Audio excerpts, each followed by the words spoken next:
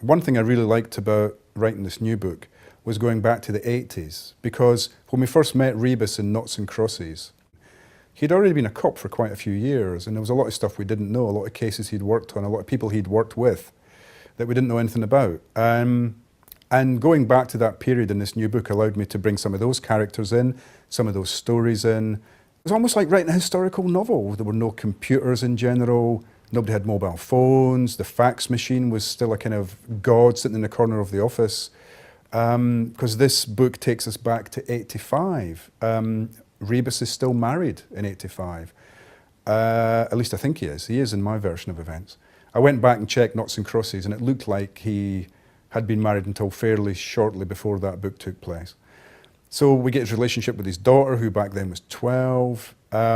Cafferty, the villain who runs Edinburgh, is just a shadowy presence. Rebus hasn't really locked horns with him yet in any meaningful way. Of course, Siobhan wasn't part of his life back then.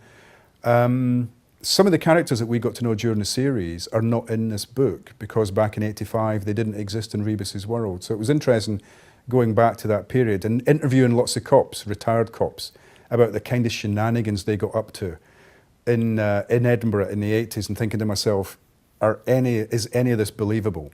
Because some of the stories were so outlandish. And the problem is, the real world can be outlandish, but fiction has to be realistic.